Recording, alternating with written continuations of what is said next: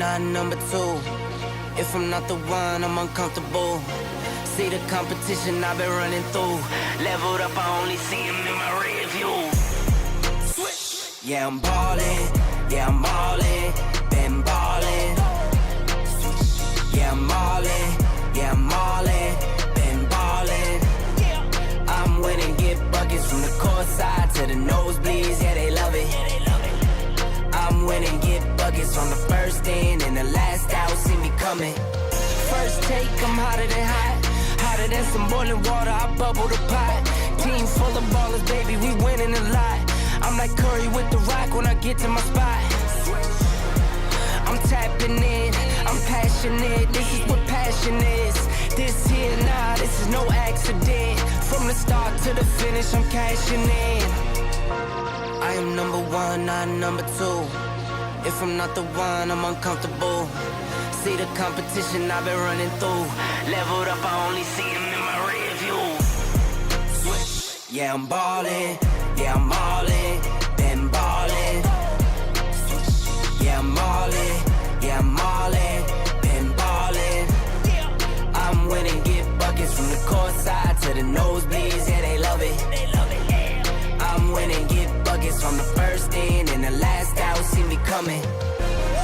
Been poppin', Sports Center from a little I was watching. Spin a bag like I'm Rafa, call that top spin. How could I not win? This is top 10. From the bottom, gotta sniff how the top wins. I sit back, reflect, and do it again. Hardest milli is the first, now we got 10. Talking 10, 10, 10, 10 times 10 and again. I am number one, not number two. If I'm not the one, I'm uncomfortable. See the competition I've been running through. Leveled up, I only see him in my rear view. Yeah, I'm ballin', yeah, I'm ballin', been ballin'. Yeah, I'm ballin', yeah, I'm ballin', been ballin'. I'm winning, get buckets from the court side to the nosebleeds, yeah, they love it. I'm winning, get buckets from the first in and the last out, see me coming. Run 'em, run 'em, run 'em, run 'em, run 'em, run 'em, run 'em.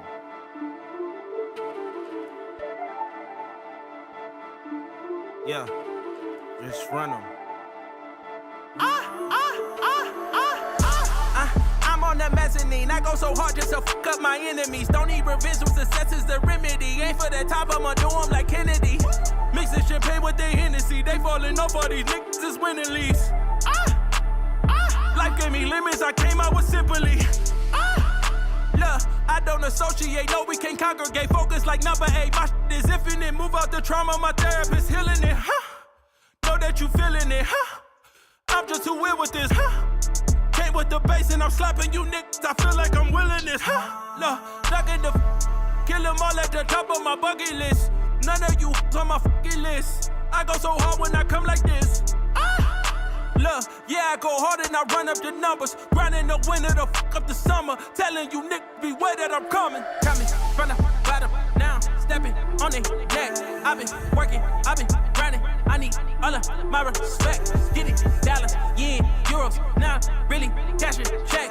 Mezzanine is on the day. Mezzanine is on the day. Coming from the bottom, now stepping on the neck. I've been working, I've been grinding. I need all of my respect. Get it, dollars, yen, euros. Now really cash it, check.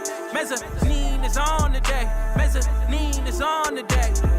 Tell them that I'm coming like who I've been coming. Numbers I've been running, I've been up to something. Never run from nothing, gotta keep it jumping. Make sure these is bumping my I go too hard on the used to be late on the rim. Used to make dollars and cents. Now all the figures are 6. Yeah, tell them other rap, better keep quiet. When they got a piece, gets it get violent. Always got mine, cause it come try it. Yeah, stepping away from the bottom feeders. It just me on my album, don't need a feature. Couldn't walk in my shoes, not a kilometer, not a centimeter. Coming from the bottom, now stepping on the neck. I've been working, I've been grinding. I need all of my respect. Get it, dollars, yen, euros, now. Welcome to the only show bringing cops and the community together for some real talk and some real listening.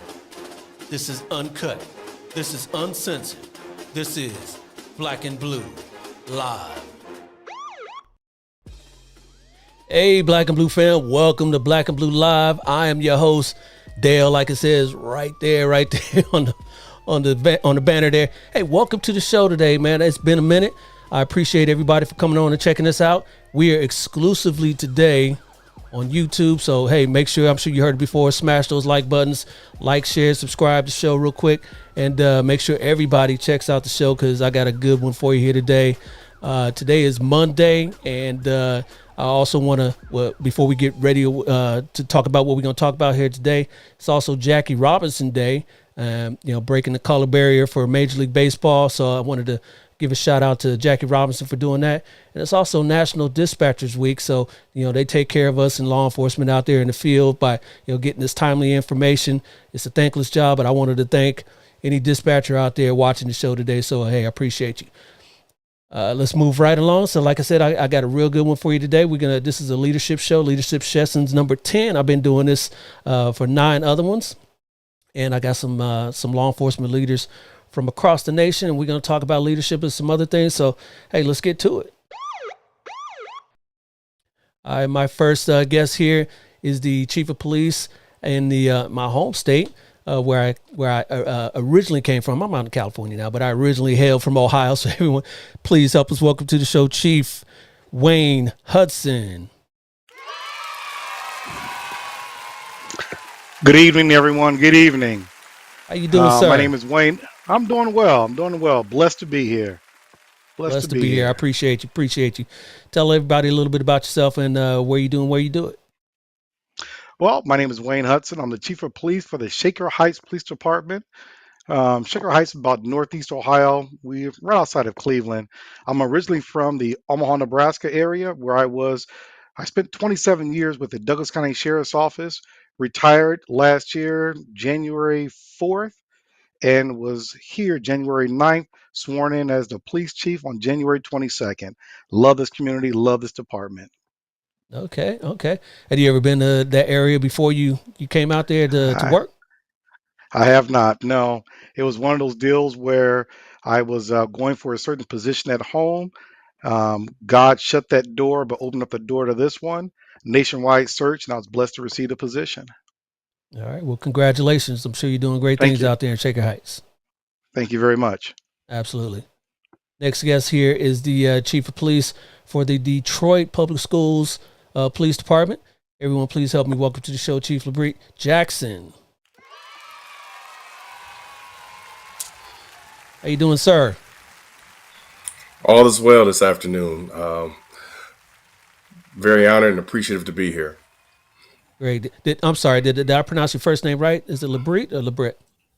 It's actually LaBritt. LaBritt. Okay. All right. I try to put a little French pronunciation on that. Sorry. Yeah, no worries. No worries at all. Yeah. So tell everybody a little bit about yourself, what you do and where you do it. As we stated, LaBritt Jackson, I am the chief of police for Detroit Public Schools Community District Police Department. We are the only school-based police department in the state of Michigan. Been in law enforcement almost 24 years, in this role for the last 2 years. All right. Well, I appreciate you coming on to the show and sharing some knowledge with us. Glad to be here. Absolutely. Next guest here is a deputy chief. He is with the Westchester County, New York DA's office. Everyone, please help me welcome to the show, Deputy Chief Wade Hardy. How you doing, sir? Good evening. Doing great. Good evening, Dale. How you doing? Good. You were in Westchester County. Where is that? Westchester County borders New York City or the Bronx to the north. So Okay. people, we're not upstate, we're downstate. We're, a county of a population of about 1 million people. Oh, wow. Okay. So Yeah. rather large county there. And tell Yes. everybody a little bit about what you do. Okay, I'm the Deputy Chief Criminal Investigator. My name is Wade Hardy with the Westchester County District Attorney's Office. I've been in law enforcement for approximately 25 years, but I had a big gap within that. I started in 1986 with the White Plains Police Department. I retired as a lieutenant in 2008, and then I went to the private sector and I worked in Con Edison corporate security. I was a department manager in charge of investigations, physical security, compliance, and pretty much everything physical security for Con Edison. And Con Edison is a utility that provides electricity, gas, and steam for New York City and Westchester counties. In 2021, I joined the DA's office as a deputy chief criminal investigator, and I've been there, for approximately 3.5 years now. All right. And real quick for the viewers, what is a investigator for the DA's office? What are their responsibilities? What do they do there? Well, basically, we assist the ADAs in, following up on prosecutions, but we also initiate our own cases. We have 6 squads in my agency, investigative squads. We have our high tech unit, which investigates, cyber stuff, child porn, etc. We have our, criminal enterprise unit. We have our narcotics unit, public integrity, and I think I'm missing one, but there are 6 units. And we have our, oh man, I'm missing one, but we're very busy. We work with all our law enforcement partners. There's 46 police departments within our county. So we work hand in hand with all of them, aiding them with their cases because we have, subject matter experts or specialty units within our office. But we also, aid other agencies, and we do our own investigations as well. All right. Sounds like you're busy over there. I appreciate you. Yeah, thank you. All right. And then last but certainly not least, he's the deputy chief with the Cuyahoga, Ohio Housing Authority Police Department. Everyone, please help me welcome to the show Deputy Chief Victor McDowell. Hey, it's an honor here to be with this distinguished group of law enforcement executives. And so, yes, I'm Victor McDowell. I work for the Cuyahoga Metropolitan Housing Authority Police Department here in the great city of Cleveland, Ohio. It's a lot to say. So I will refer to the agency as CMHA-PD, but I also want to highlight the fact that we just achieved our 9th CALEA accreditation. So we are a very professional organization, and we service more than 55,000 residents throughout the greater Cleveland metropolitan area. I've had the privilege of working here for about 4 years now, but I have over about 2 decades of experience in a number of other agencies as well. But I would tell you, one of the highlights of particularly this position is you get the lived experience of what it's like to work in a public housing environment. And so I'm able to add perspectives around conversations about who to best serve diverse communities and how other communities can best support others and similar to ours. So it's an honor to be here. I look forward to the discussion. Oh, and one last piece. I don't want to forget this. Also, I'm currently the president of the Greater Cleveland Noble Chapter. So we have a lot of great things going on here in Cleveland. In fact, I'm honored to say that we welcome Chief Hudson here to our region. He's actually my first vice president as well.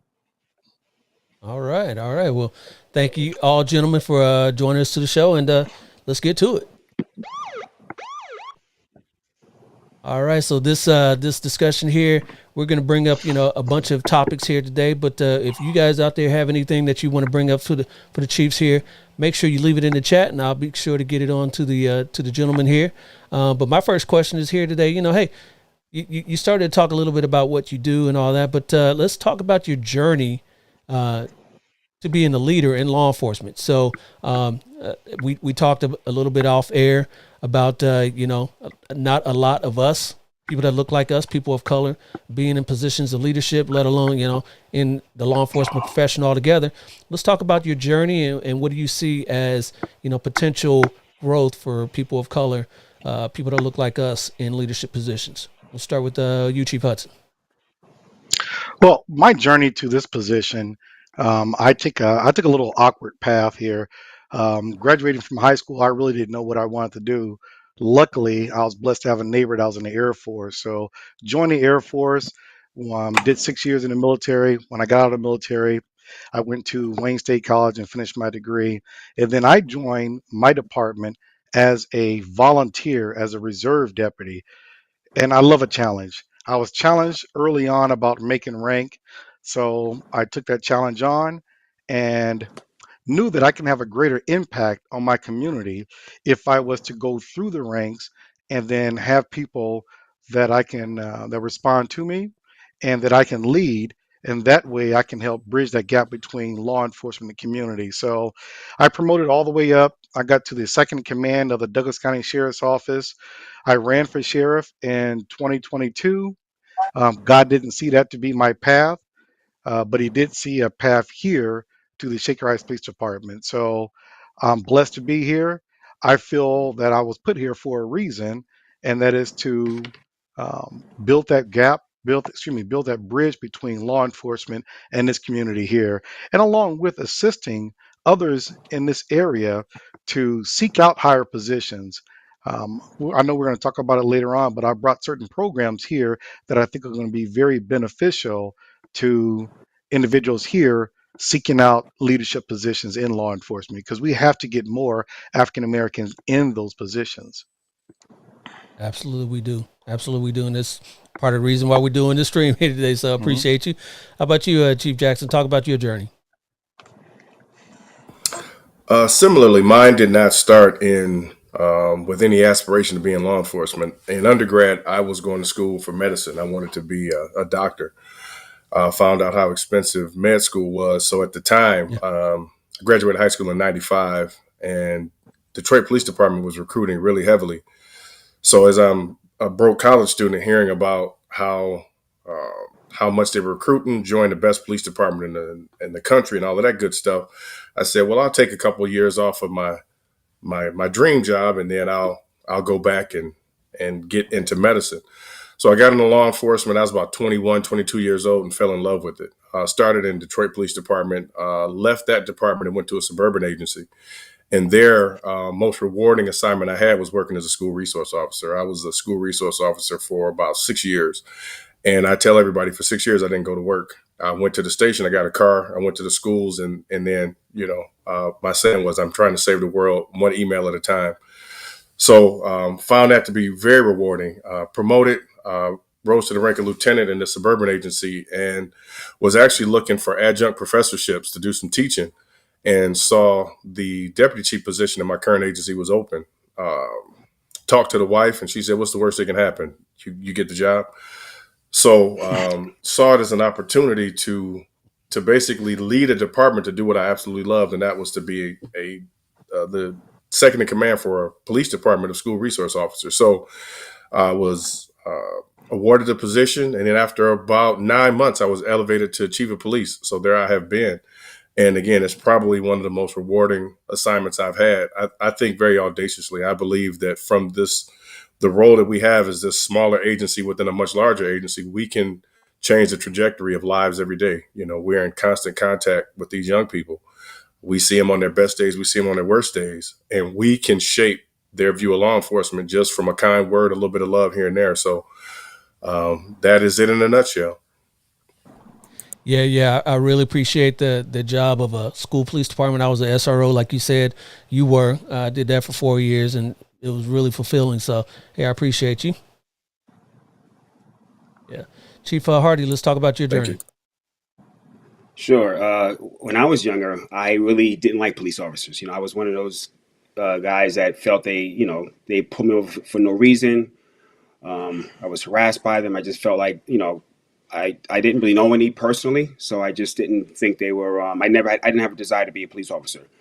My mother worked in a department store as security, and a few police officers worked there as their side job. So she introduced me to a few of them. They seemed like very nice people. And I was like 21 years old. They said, listen, we have a police test coming up. You should think about it, because I was doing different jobs at the time. And I said, all right, you guys seem cool. I'll take the test. I took the test, passed it. About a year later, went through the entire process and got hired. And I look at that as being probably one of the best decisions I've ever made.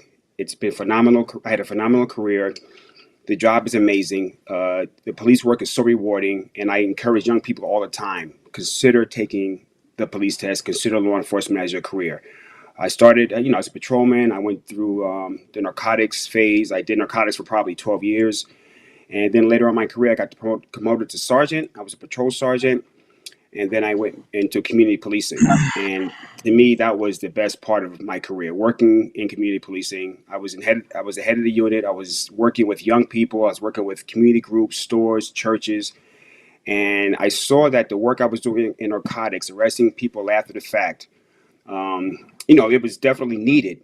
But in community policing, like the other gentleman said, when you can get to the young people before they get in trouble, or when they're having those tough days, they have to make a decision, and you can help them on the right path. That's so rewarding. So I really enjoyed the community policing aspect, and I did 22 years at White Plains. Then I went to the private sector. I had a great career there. I had some great bosses. I worked with mostly retired police officers in Con Edison.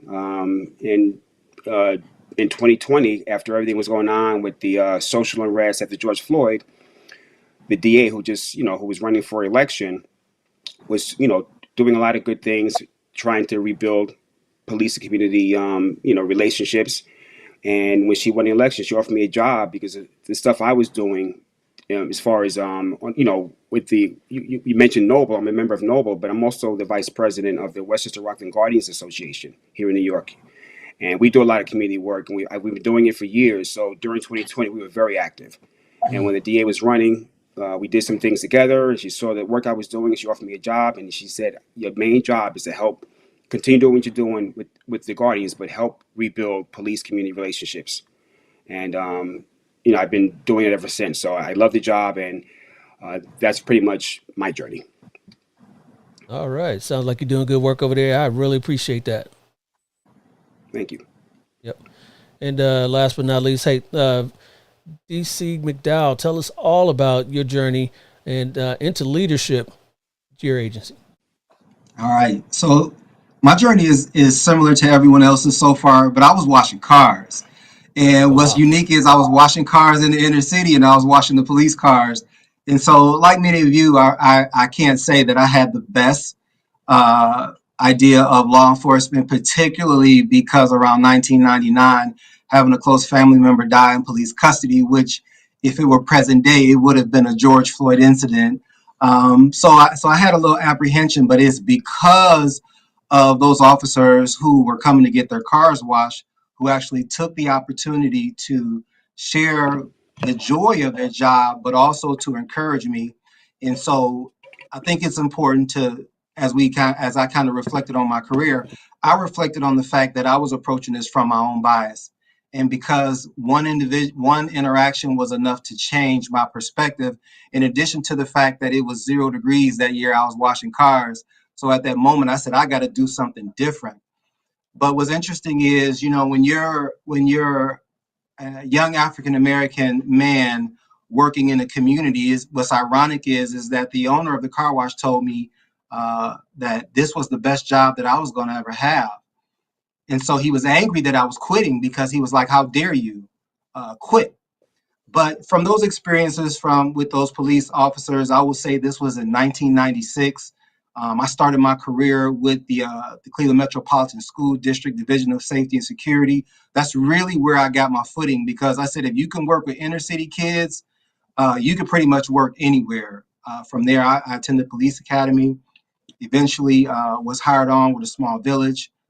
Then eventually I started working for the Cleveland Metro Parks Police Department, which is a large regional park district police division here in the Cleveland area. And so I spent the majority of my career there holding nearly every rank from patrol officer, defensive tactics trainer, detective. I too was on the ICAC task force for a period of time. I was a patrol sergeant, patrol captain. And so I was there for about 17 years. And then when the opportunity came available to promote to deputy chief here at the Housing Authority Police Department, I took a leap of faith and said, what, I've been doing this for the last 17 years. I'm going to transition these skills to a different style of policing to learn and grow in this profession. All right. Sounds like you had a pretty interesting journey as well. Some people try to stifle your growth, but you didn't allow that to happen. So I appreciate you. Absolutely. Yeah. Hey, gentlemen, let's talk about, how some of those experiences shaped your leadership perspectives and your leadership styles. I know a few of you mentioned that, you didn't want to be police officers to begin with, and you had some people that kind of showed you the differences in police work, the difference that you could make in police work. Also, you had some bumps along the way, but, you made it to where you are today. Let's talk about, mentors, anybody that helped you get to where you are today, and are you doing the same as well? Mentoring people in positions of leadership. Anybody could jump in there. I'll jump in real quick. Mentors to me are extremely important, especially if you are a minority in this career field, because you need someone to help guide you along the way. I know for me, one of my mentors early on was Sheriff Tom Wheeler, who was a sheriff before I left Nebraska, and another gentleman by the name of Rod Sophie. They really poured into me information and their law enforcement experience. Rob Sophie was our CALIA manager, and he had been a police chief in several different agencies, but he had a wealth of knowledge when it come to best practice that he saw out in the field for CLIA accredited agencies. Sheriff Tom Wheeler, he knew exactly what I wanted to do later on. So for the last 2 years when he was a sheriff, he basically let me run the show for the sheriff department, which gave me that experience. Now, outside of that, I have professional mentors, Patrick Oliver, um, Kenton Buckner are a couple of individuals. I still use them today. Any major decision that I make, I have at least 3 mentors. I'll bounce that decision off of 2 of them just to see if I'm on the right track. I think it's critically important. Now I'm gonna go back to something our young people need to have mentors in their life. We were at an event not too long ago that Deputy Chief McDowell group put on at the Brown Stadium. We probably had 160 something young people there, and I asked them, how many people here have a mentor in their life, a professional mentor for what they want to do later on in life? Out of 160 something kids, maybe 5 of them raised their hand. We have to do better with that. We have to do better. A mentor will not only help you, coach you, but also they're in those rooms, they're in those spaces that can help open up those doors for you. So Yeah. I'm a really big advocate for mentor. I have a formal mentoring program that I brought from the Douglas County Sheriff's Office to Shaker Heights. It covers everything from training, reading, um, different organizations you belong to. It's about an 18-month program.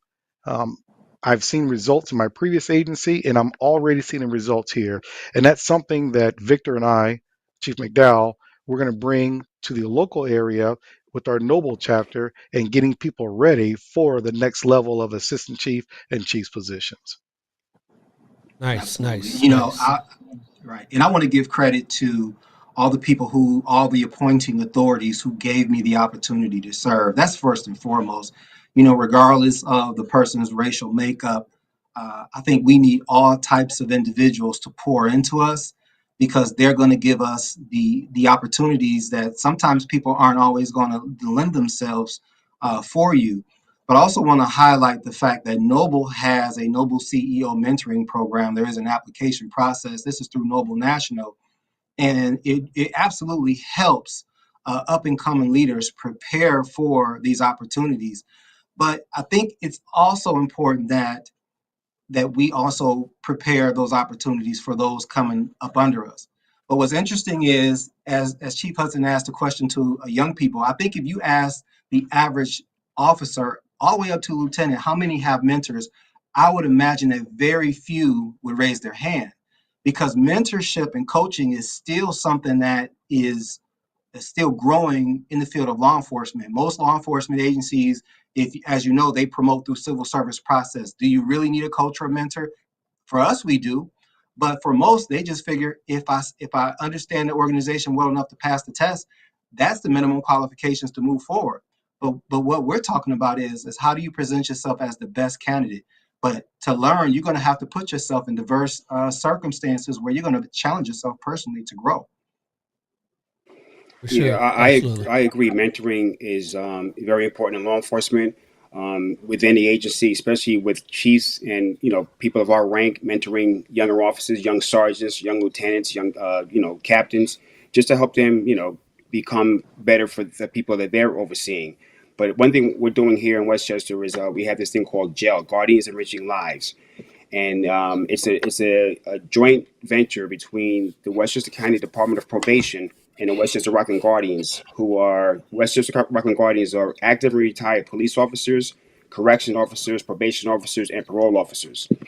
And what we do with probation is we mentor young men and women that are on probation to help them make better decisions. And the results have been, we're not batting 1,000, but we are very successful in, lowering the recidivism in our county.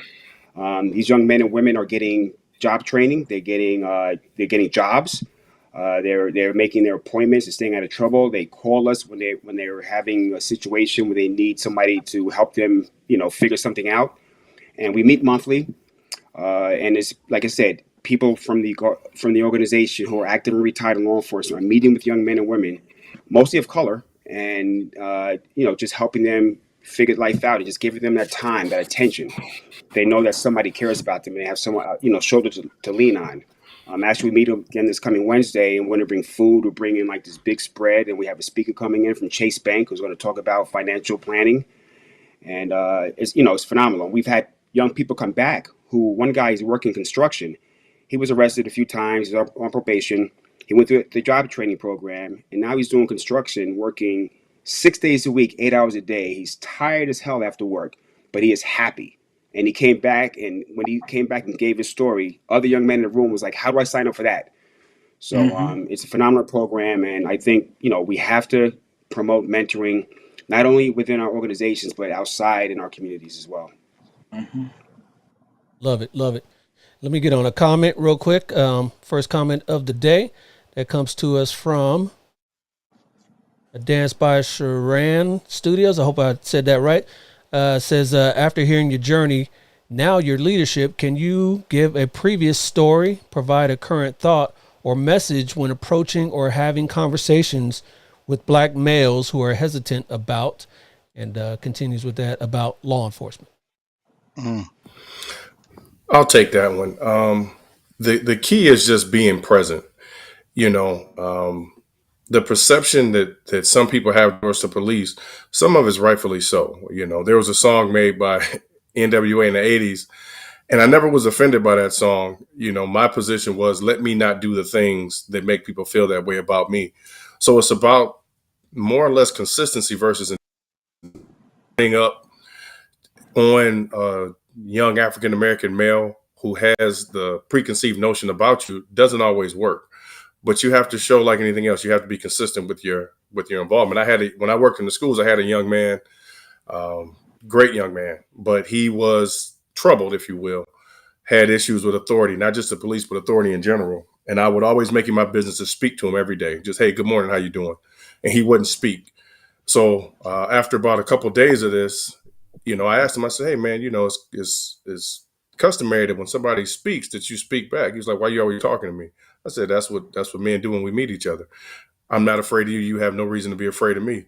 So through that conversation, it kind of led to a lot more. And then he ended up being, like, in that school setting, he was like my right hand in there. It was times where I didn't have to, quote unquote, police anybody because he did it. He knew what the rules were, and we had conversations about what rules and conforming to things that were there to protect them were. There was a no hat rule in the building. And of course, as the police sometimes were often weaponized to enforce school rules, which is not necessarily a good thing. But he would do it for me. He would like, hey, man, take your hat off. OJ said, take your hat off. And it wasn't from a position of he was afraid. It was just respect. He understood that before I'm the police, before any of that, I'm a man. And I spoke to him as a young man to an older man. Love to hear that. Love to hear that. Mentors. Anybody else want to provide any insight on that? I mean, I agree. Communication, talking to young men who have that question. Like, I would sit down with a young man and just tell him my journey, my friend's journey. I started where you started. When the thing I mentioned before about the mentoring young men and women on probation. A lot of our mentees who are law enforcement went to the same high schools that the folks that we're mentoring went to. So, and they hear, wow, he knows the same teacher I had. He played the same park and playground that I played in. And look at him, he's a police officer, and that can be me too. So it's a lot about communicating, not being afraid to talk and have dialogue and serious conversations, and be vulnerable, be open, be honest. Yeah. And I'm agree continue and 100%. real quick to piggyback on what you just said there, DC Hardy. Not only would those kids, I'm talking about you guys' position, the four of you guys on the panel, would they say, "Look, he's a police officer. He's from where I'm from. He is a chief. He is a deputy chief. He or she, is a deputy chief in this position. Maybe I can do that one day too." Exactly. And you're exactly right. It's all about being present. It's all about being consistent, like the other panelists said there. These young men, especially young African American men, they probably haven't seen people like us in our positions. I'm also a member of the 100 Black Men, and the motto is what they see is what they'll be. So you got to ask yourself, That if part. they don't see us present in the community, in the schools, in the neighborhood, in the barbershops, if they don't see us, who are they seeing and what will they be? We have to be present. I have to. And real quick comment, another one from Sir Scrooge. These gentlemen in the South. No, no one is in the South currently. I guess Chief Hudson, you were the closest to the South there in Oklahoma, but no longer Nebraska. over there. And Nebraska, yeah, that's not it count. as well. That'll count. That don't count either. No. But you know what? There are people like us in the South, and I'm Yes, sure absolutely. Yep. through we could connect that person with somebody Without a like us doubt. in the South. If they want to Yeah. meet some, role models, mentors down there, it won't be a problem. I've done Yeah. many a show with leaders from in the South, in Atlanta, in Florida, and Louisiana. So yeah, there are gentlemen that look like these gentlemen on the panel everywhere. And response to you guys answering that question from Dan Studio, she says, "Love, thank you, appreciate that." Yeah. All right. So moving on, what do you guys see as the most pressing challenges facing law enforcement today, and particularly, what do you see those challenges being in communities of color, and how do we address them? What do you guys think about that? If I can go first, it's really recruiting folks who look like us into the profession. That is, to me, that is the biggest issue that faces law enforcement, period. And it is making sure you get the right people in there. Training is great. A lot of people talk about training, that people have to have the right training. But more importantly, you have to have people who have the aptitude for empathy. You have to bring people into this profession who don't just look at it as a job. This is a true calling. I mean, this is at times a very thankless endeavor. So getting people into this profession, they have to understand first, you have to have people to advocate for you, to speak for you. I mean, from this position that I've been in law enforcement, I've been able to argue with prosecuting attorneys about overcharging our kids, to have conversation with judges on behalf of former students of mine who found themselves running afoul of the law when it came to bond and things like that. So without having people to advocate for them that look like them, we are at the mercy of somebody who may not have our best intentions. So it's critical that young people, especially young African American men, understand the importance. We're not the ops. Police aren't going anywhere. And if you ask the average person, I don't care where they are, they want the police around. 99.9% of police do what they're supposed to do, but making sure that very minute fraction, if you will, that are not even allowed into our profession is so important. And the only way to drown those people out is to make sure that there's good people there. I have a Cocker Spaniel, and he's a dog. I don't care if I send him to the finest meow schools out there. He will never learn to meow because he didn't have the aptitude for it. So I don't care if you have a person who doesn't have the aptitude for empathy. I don't care what you teach them; they're never going to learn it. That part right there. Yep. Yeah, and I would agree with Chief Jackson 100%. Recruiting these days is extremely difficult. All these panelists been on probably over 20 years and probably can remember the days of getting 5, 6, 7, maybe 1,000 applicants for these jobs. And now we're lucky to get 100, Yeah. 150 for these really good paying jobs and what is a noble profession. Now, one thing that I have to do is get into this job and see, are our rules fair for everyone across the board? Is there barriers that is stopping minorities and females from getting some of these positions? So he's taking a hard look at that, making sure that everything's fair, make sure that we have a diverse interview panel, which we do.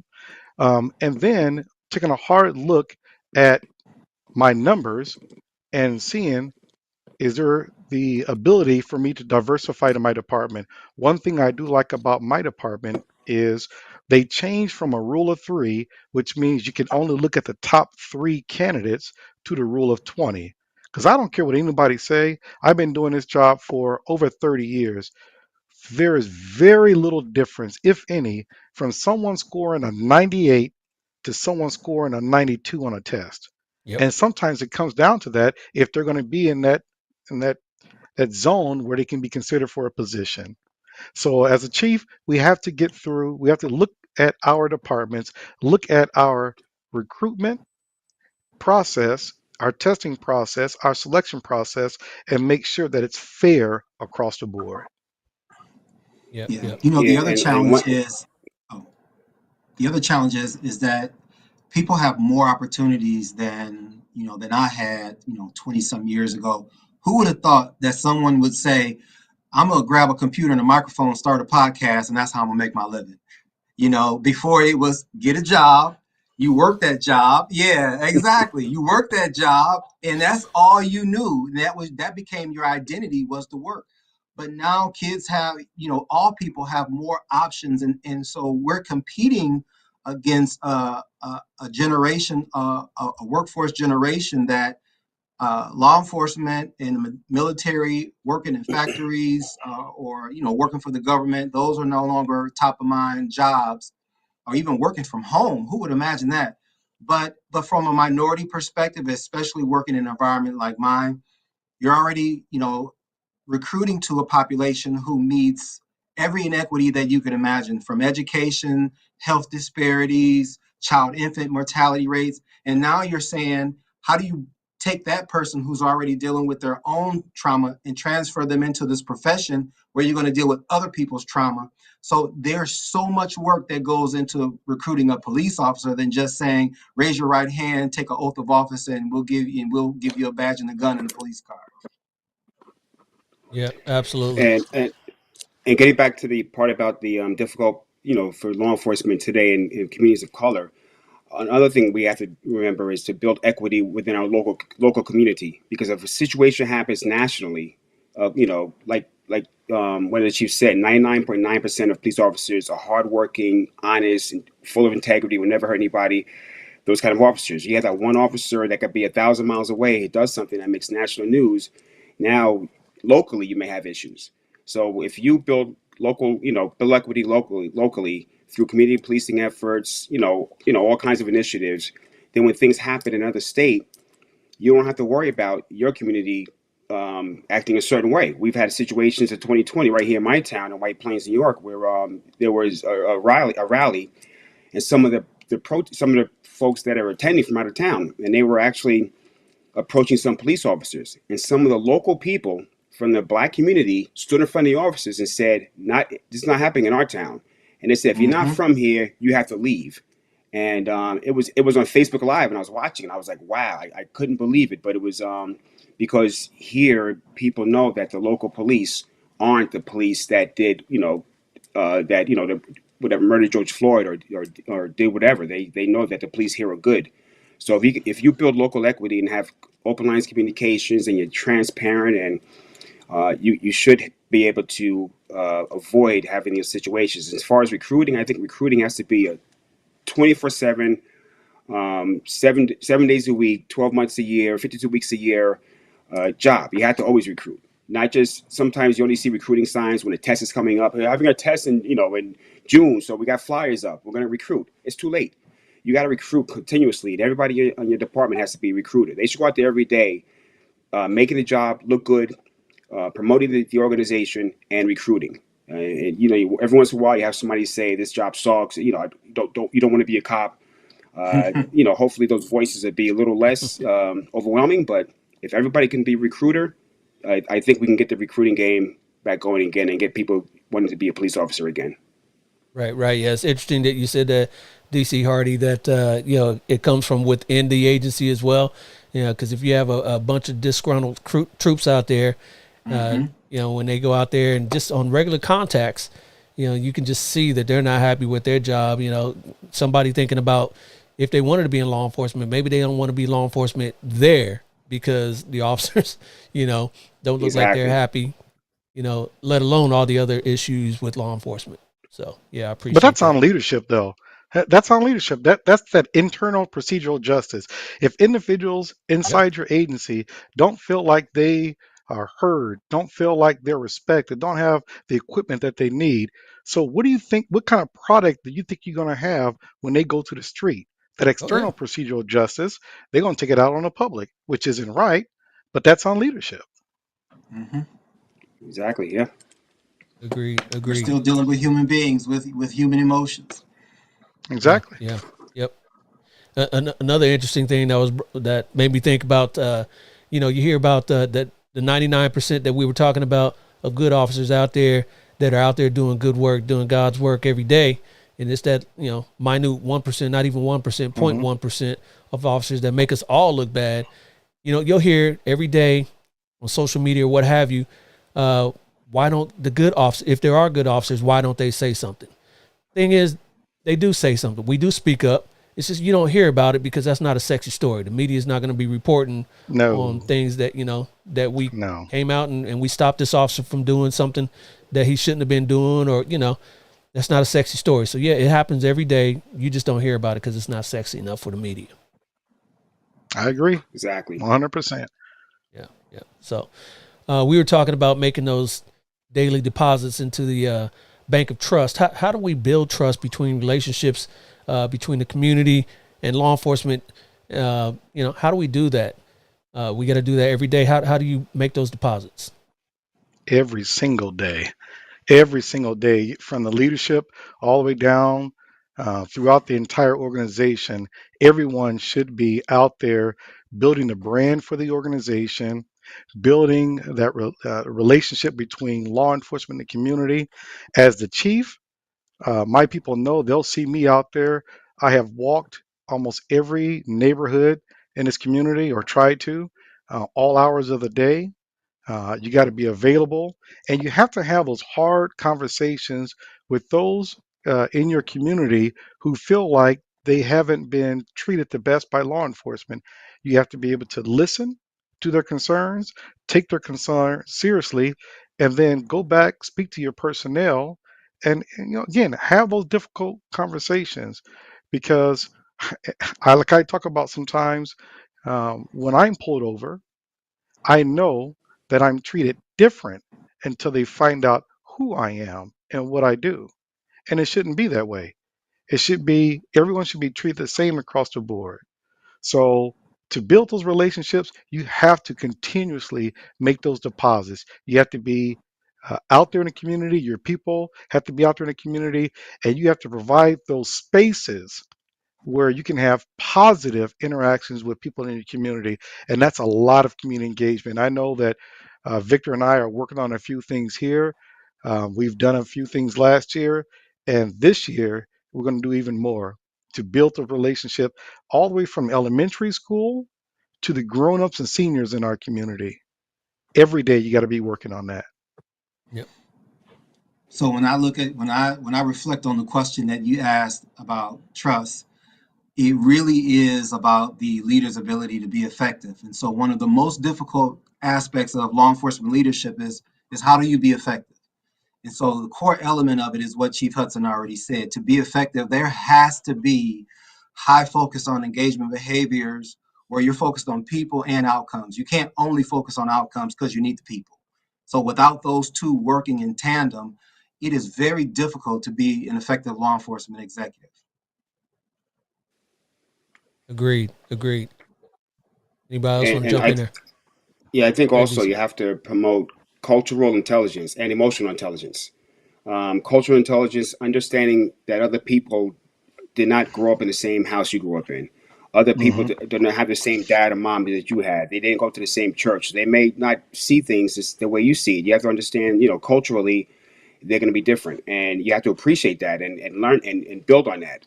Emotional intelligence, somebody may not be having a good day. You may want to treat somebody a little differently. And this even goes with the folks in your departments, officers. if you know someone is going through a divorce or just had surgery, or a wife had a situation, you may not want to put that person out in the street, and talk to the sergeants, lieutenants, and make sure they understand their responsibility as far as being, emotionally and culturally intelligent, because you can always improve your emotional and cultural intelligence. And I think that plays a big role, especially when dealing with communities of color. You have to have promote that cultural intelligence within your rank and file. For sure. Yep. So how do you ensure accountability, moving along? How do you ensure accountability and transparency within, a law enforcement agency? When you were talking about, use of force incidents or, high profile incidents, how do you ensure accountability and transparency with the community? How do we do that? One of the things is tell the truth and tell it fast. People don't like to hear further investigation and things like that when things are blatant. Obviously, there are things that happen that there is a little bit of question surrounding the incident, but some things not so much. I think one of the things that law enforcement as a whole, we get ourselves in trouble with is that when we try to politicize the obvious, you just have to tell the truth. If somebody did something that they had no business doing, it's us as the head of that agency, not just the head, but even other officers, um, to just speak out on what exactly happened. Let it be known that we don't agree with that totally and it won't be tolerated. And I think it goes a long way in letting the public as a whole know, because it was said earlier, what happens 1,000 miles away from Detroit will affect my officers, it'll affect me, because we are in the 24-hour news cycle. We have social media. People have the ability to live stream. I mean, we're talking about real-time information about things that are going on. So how do I look as a law enforcement head when something was clearly wrong that was caught live in living color, not AI, to politicize that statement? No, I need to speak out regardless of how the law enforcement as a whole feels about me, because I don't answer to the people. So if I'm honest with myself and I'm honest to the people, I can sleep very easily at night. I can lie to anybody. But when I'm standing in that mirror and it's just me and that other dude, I have to be satisfied with what I see. So telling the truth and telling it fast is extremely critical in how we're perceived overall. I say real quick, I think on the flip side, though, Chief Jackson, that could go when an incident is justified as well. Not just when it's wrong, when an incident goes wrong, but when it goes, when it's justified, when that person did have a weapon or it seemed like they had a weapon, and that information can get out there to the public as well, right? Absolutely. You have to, right is right, period. If I have to pick a side, I want to pick the side of right. So if my officers are right, I should be the loudest voice backing them. I should let them know that what they did was appropriate because it lines up with policy. It lines up with the things that I started agency. So I should support them, because if I'm putting my name on that policy, if I'm putting my name on that SOP, then that means I endorse what they've done. So I should be one to advocate for them when the time is appropriate. And the other thing you have to do too, for its accountability, is you have to set the standard. You have to set the standard, and you have to demand that those individuals in your agency reach that standard. They have to be, and you're accountable to that standard. One of the things that I did when I first took over this agency is something I brought from Douglas County. I brought a document in, it lists out, I call it my 11 non-negotiables. It covers things like sexual harassment or sexual jokes in the workplace. I met with each one of my employees and we went over each one of those items and they got a copy of it. So everybody know what my standard is. There's something I heard here recently. It says, what you permit is what you promote. You cannot permit that type of activity to fester in your workplace. As far as accountability, if you find it, sexual jokes, sexual harassment, things of that nature, racial jokes, you got to cut that. It's a cancer. You got to cut that out of your organization and continue to set that high standard and demand that individuals in your agency meet that standard. Yeah, I totally agree with Chief. Go ahead. Go ahead. No, go ahead, DC Hardy. Okay, I agree with Chief Hudson. You have to set that standard, and you have to hold people accountable that violate policy. I think you should also, like Chief Jackson said, get ahead of it. Get out in front. Immediately, handle the situation. You might have to do an investigation, but get out in front immediately. Don't let it linger. Don't let it fester. Don't try to hide and duck and bob and weave. But most times, in most situations, the act may not be bad, but when it is bad, the officer has to be held accountable, and also everybody should be treated fairly.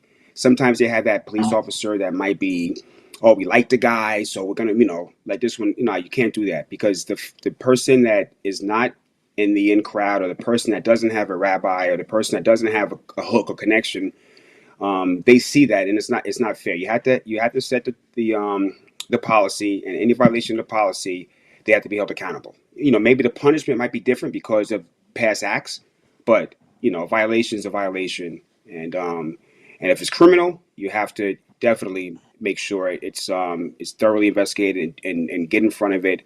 If it needs to be referred to, the DA's office, refer it to the DA's office, and let the DA's office do what they have to do. But definitely get in front of anything that happens before you have to explain why didn't you do it. Yep.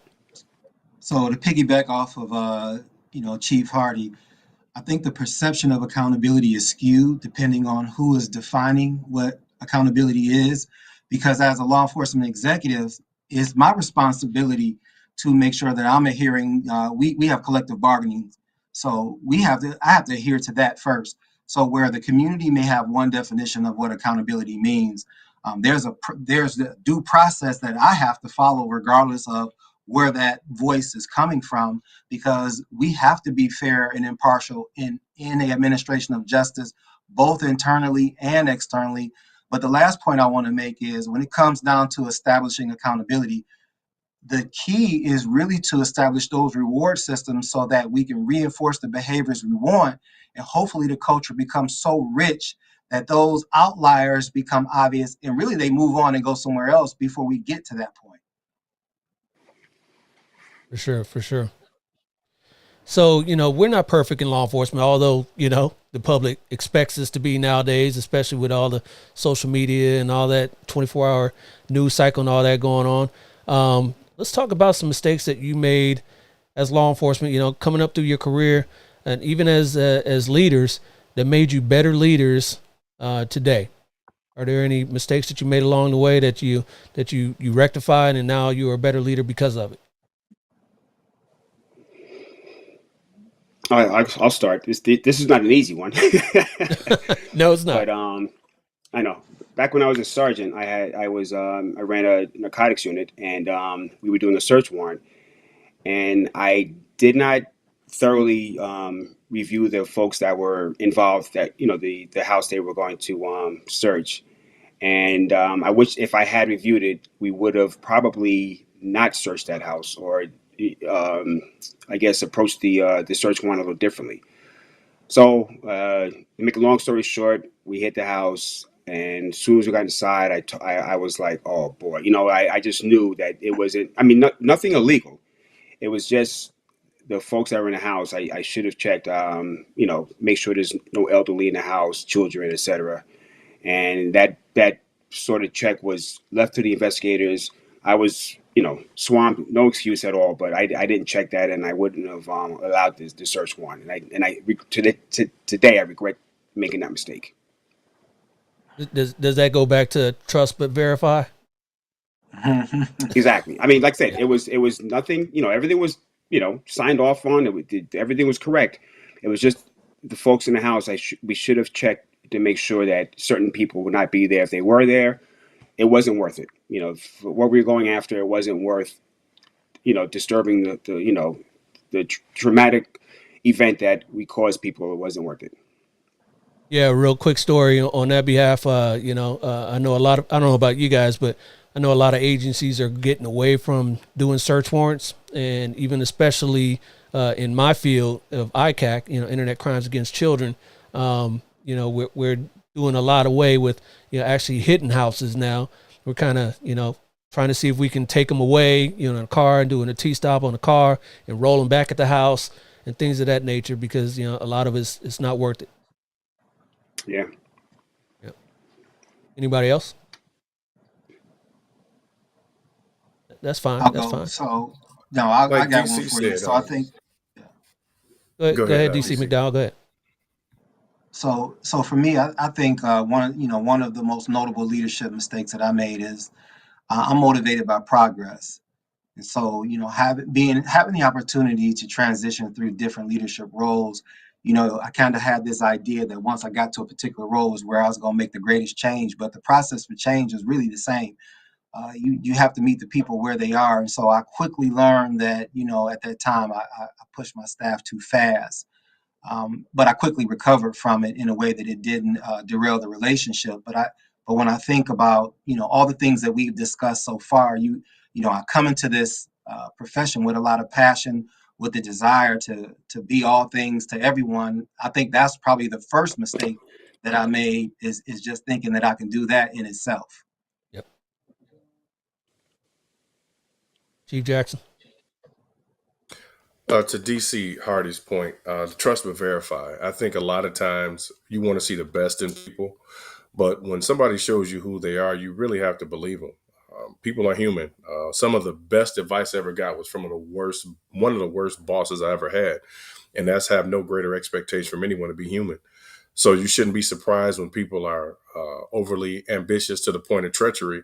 It's just what we do. As leaders, we are. It's kind of like boxing. You have to protect yourself at all times because the people who you think may have your best interest may not. But you have to make sure that you're not only leading by the example, but being the example. So you eliminate the opportunities for people to capitalize on a human moment that you may have. Mm-hmm. Yeah. Yep. Agreed. Yep. Agreed. No, So I what's agree. what's kind of on the backside of that? What's kind of the most rewarding part of your job as a leadership in your organization? What's the most rewarding part of your job? Chief Hudson, go ahead. Mine Well, mine is okay. Go ahead. Anybody want to jump in there? Go ahead. go ahead. DC Hardy. Well, mine is finding justice for the underserved communities. In my working in the district attorney's office, I see we get complaints, and sometimes people send us a complaint because their local agency did not, I guess, give their situation a lot of attention. Hey, I live in the projects, I'm poor, and they don't care about me. They sent a police officer here. I was robbed, and all he did was take a report, and I haven't heard from a detective.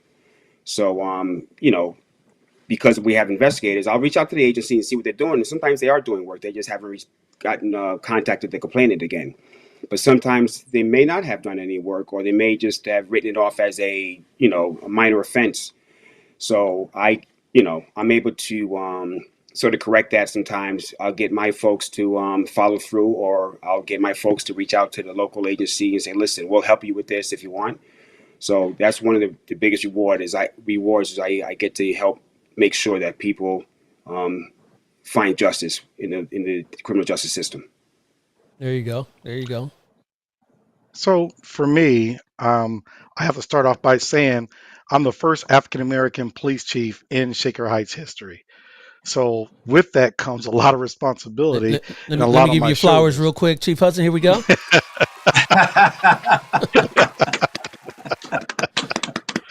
It's challenging, but I love it.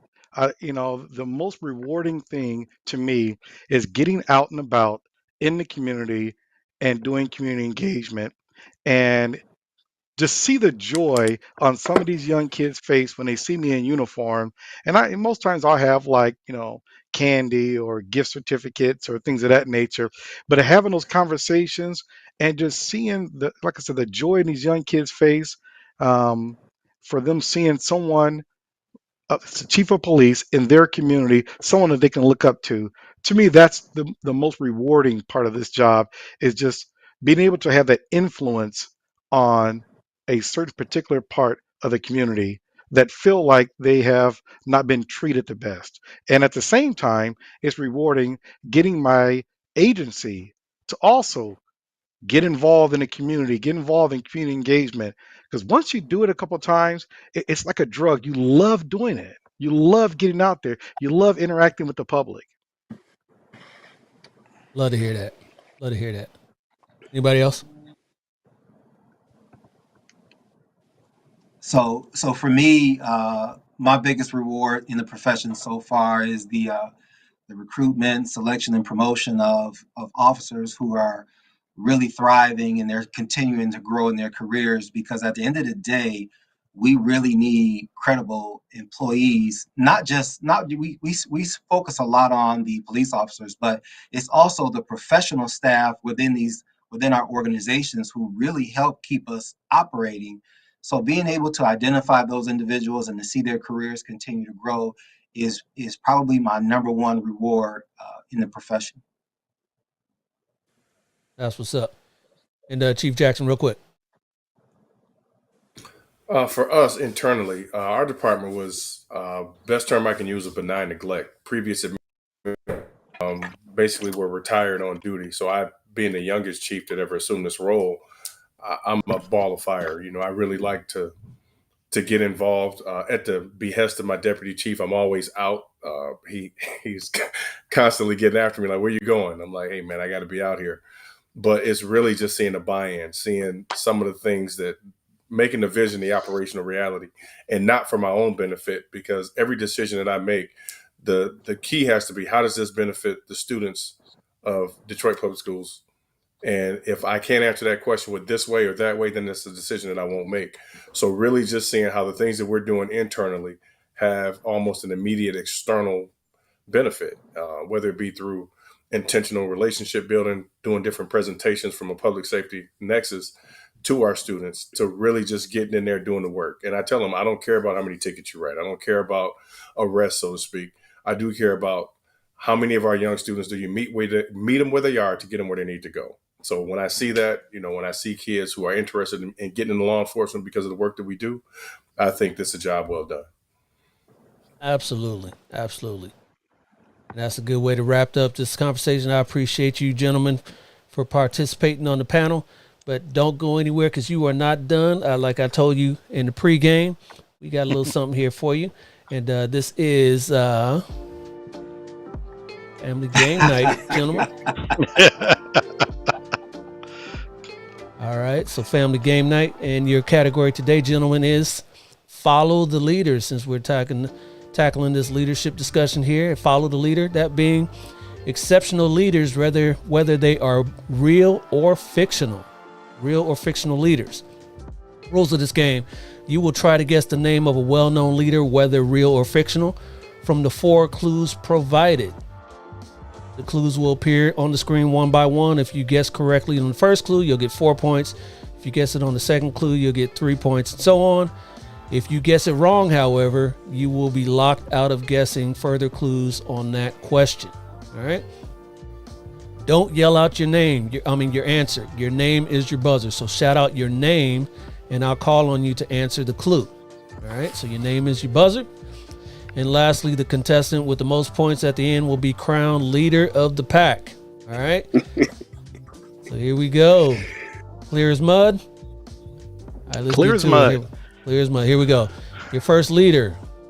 First clue, Detroit. Axel Foley. Oh, I don't buy they threw that fast.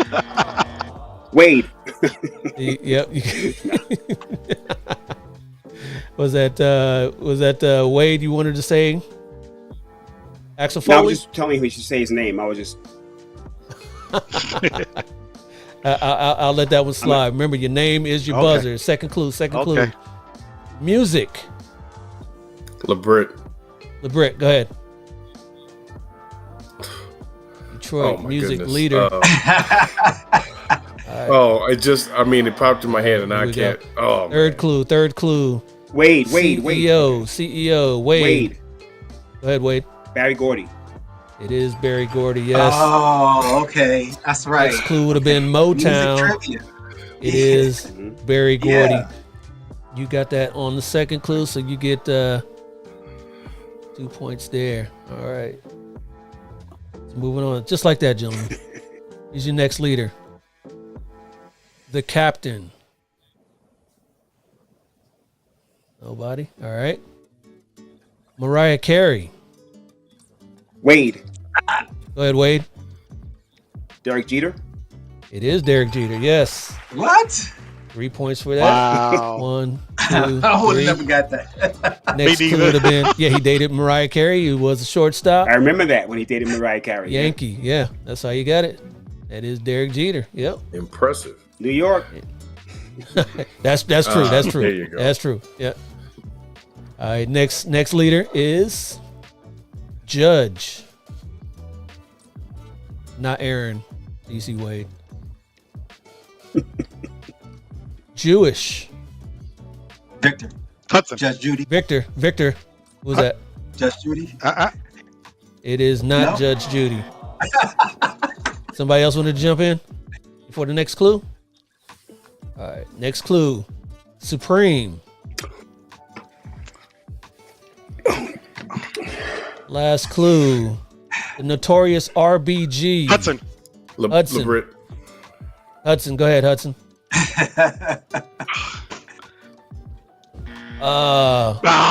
LeBrit, go ahead. LeBrit, go ahead. Ruth Bader Ginsburg. It is Ginsburg, Ruth yes. Bader Ginsburg. That's Yes. what I was gonna say. I was close. I was close. Do I get credit for that? No, you don't get No. credit for being close. No. That's definitely not Judge Judy. All right, gentlemen, get on the board. We got the DC Hardy's 5-1, and we got zeros for Chief Hudson and 0 for DC McDowell. So here's your next clue. It's an Ohio thing. It's an Ohio thing. Yeah, know. O's. That's what it is. Leader number 4. Here we go. Kal-El. LeBrit. LeBrit. Superman. It is Superman. Yes. That's Wow. his birth given name. Yes. Nice. Let's give you 1, 2, Nice. 3, 4. Yes. Next clue would have been Steel, Lois, and It's a Bird, It's a Plane. It's Wow. Superman. Yes. Good job. Good job. Kal-El. All right. There we go. Next leader here.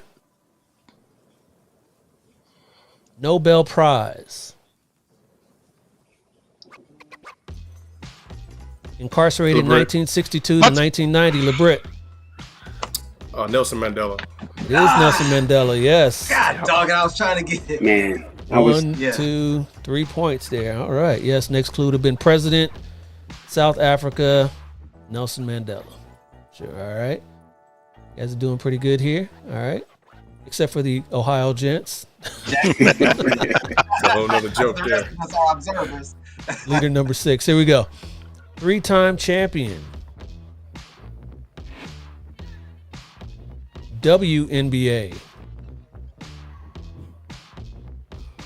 Sparks. LeBrit. LeBrit. Lisa Leslie. It is not Lisa Leslie. Oh, that's what I had. Next one. Current NBA analyst on TNT. Charles Barkley. No, nobody got that one. That is Candace Parker. Oh. Nobody would have guessed that one, huh? All right. Nah. It's all right. Leader number 7. Nonviolent protest. Killed by a fanatic. Victor. Hud- Martin Luther Victor. King. Victor. It is not Martin Luther Martin King. Luther King. You were locked out. Ah. Independence from Great Britain. India. LeBrit. Gandhi. LeBrit. LeBrit, go Gandhi. ahead. It is Gandhi, yes. Yeah, Gandhi. I was close. I tried to throw you guys off. Nonviolent protests, killed by a fanatic. That is MLK, but it is also Mahatma Gandhi. Yeah. All right. Leader number 8, Tiberius.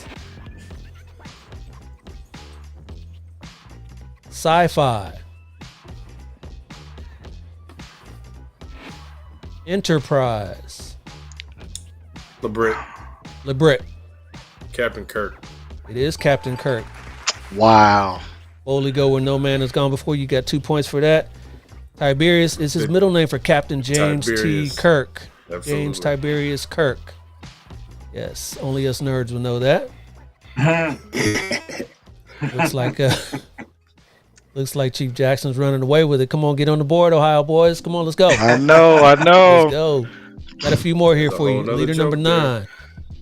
poet and civil rights activist. Didn't want to show you guys that right away. Recited a poem at Clinton presidential LeBrit. inauguration. LeBrit. Maya Angelou. Oh, wow. Pulled that one out of the hat. Congrats. 1, 2, Wow. 3. Yes. Author of the best-selling autobiography, I Know Why the Caged Bird Sings, and last name rhymes with Xanadu would be Maya Angelou. Wow. He pulled that one out the hat, didn't he? Yeah. Okay. Come on now. Leader number 10. I can do this all day. Basketball. Super Soldier. LeBrit. LeBrit Captain America. is Captain America. Yes. Wow. 1, 2, Somebody had 3. comic books growing up. Yeah, you a Marvel fan? Shield. We can Some of afford them. them. Avenger. Yeah. Yes. Captain America. Yes. I can do this all day. It was his thing in the movies there. He says that all the time. All right. Come on, guys. At least get on the board. Here we I go. know. You might have to have 30 questions though. Michigan State. You gonna get there LeBrit. eventually. Michigan LeBrit. State. Go ahead, LeBrit. Magic Johnson. Oh, wow. Jeez. Wow. 4. Yes. Next clue would have been Smile. Yep, we know that. Showtime. No Look Pass. That is Irvin Magic Johnson. He is from the Detroit area, right? Ann Arbor. So Lansing. Okay. He's from Lansing. That's right. Lansing, Michigan. Michigan State's up in East Lansing. Oh, okay. Wow. Man, he pulled that one. Okay. All right. Maybe, gentlemen, you don't have a chance here. Or maybe you do. Come on. Here we go. Leader We'll number see. 12. Sixth round.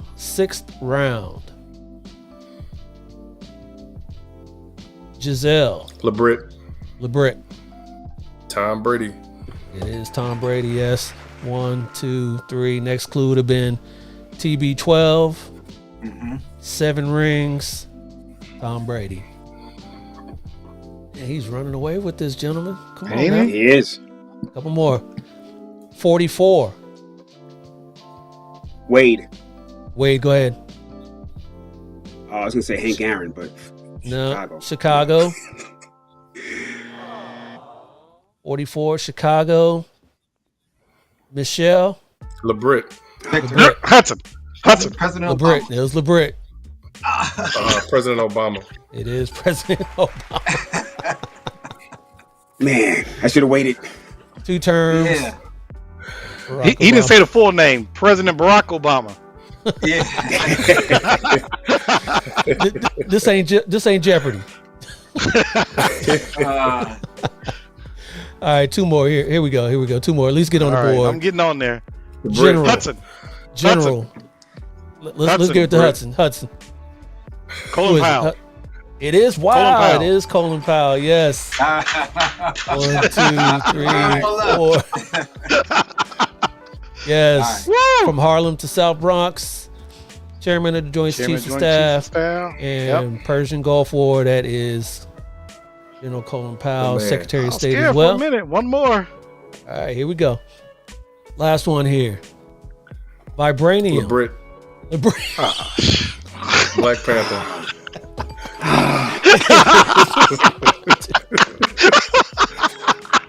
Yes. King Good job, man. T'Challa, Wakanda. Wakanda. Yes, we all know Black Panther. Black Panther. Wow, exceptional leaders follow the leader. But you know what? Hey, you guys have a chance. Tiebreaker. This one is worth 31 points. 31 points for this tiebreaker.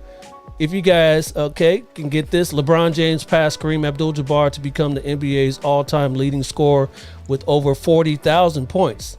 But he is also known as an elite passer. How many career assists does LeBron have? We'll start with you, Chief Hudson. Yeah. Go out a number. How many career assists does LeBron have? 8,000. 8,000. Okay. Chief Jackson. 15,000. 15,000. This is closest without going over.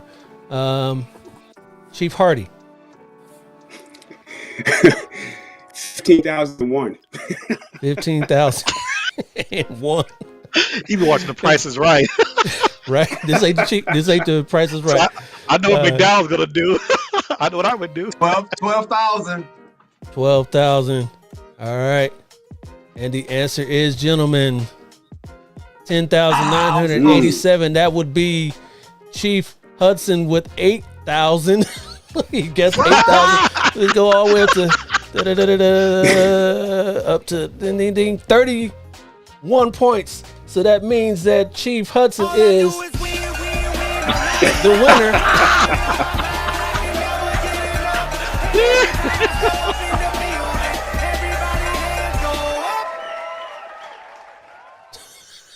Super high five. That is funny. Wow.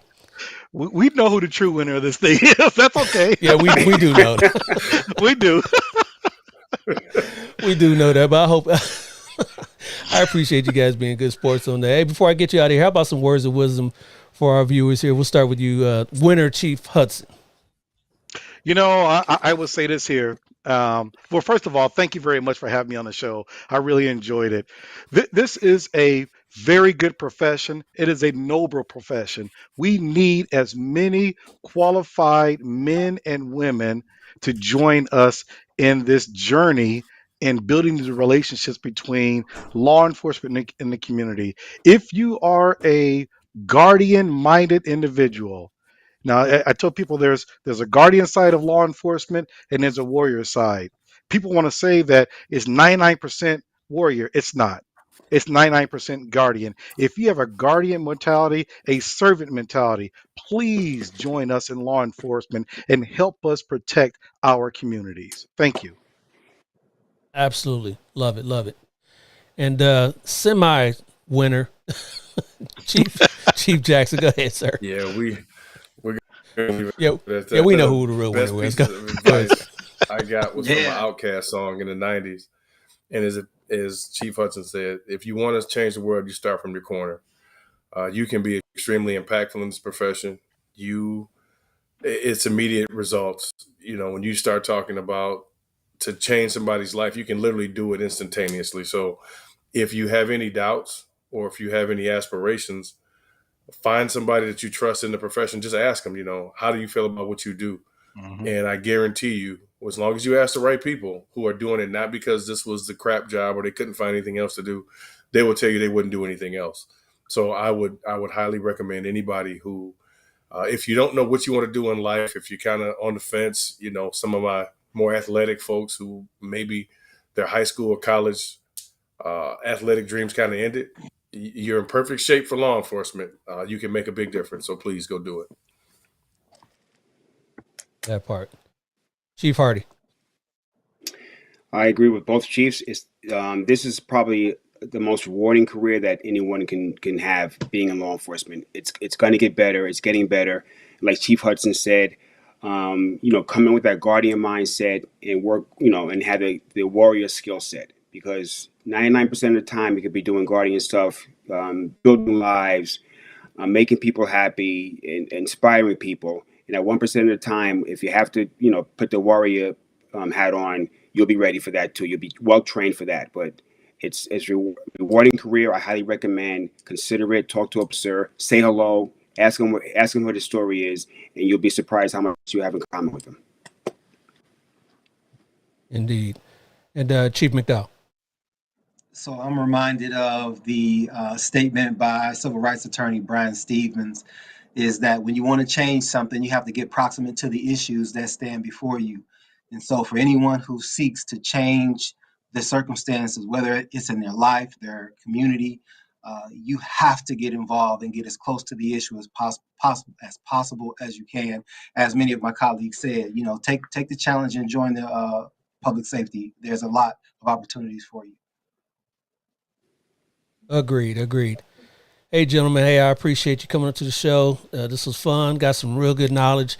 Hopefully everybody that did watch the show got more viewers here than commented, but maybe they're a little scared there, a little intimidated by you gentlemen, especially from the guys from the O. But hey, I appreciate you guys. You guys stay right there. I will be back in a couple minutes. Here we go. Hey, ladies and gentlemen. Hey, I hope you guys enjoyed this show today. This was real fun. I got some real good guests for you. Hopefully you guys got some value out of this conversation because they had some real good knowledge to share with all of us. Hey, make sure that if you didn't comment today, hey, go back on the replay and check this out. Share this on all the platforms. I'm going to be doing some clips here so you guys can check this out. But, join the profession. Be the change that you want to see. We hear that all the time, that the profession is hurting. People don't want to be police officers. There are people out there that want to be police officers, that want to join this, that want to be guardians, that want to be out there helping. Hey, I'm part of it. These gentlemen that you saw today are part of it. You could be part of it too. Again, this was on Facebook. This was not on Facebook. This is exclusively on YouTube today. I was, on Facebook and all that stuff before, but this is exclusively on YouTube today. So I hope you guys like that concept today. Until next time, Black and Blue Live. My name is Dale. I'm out. I'll talk to you. Is this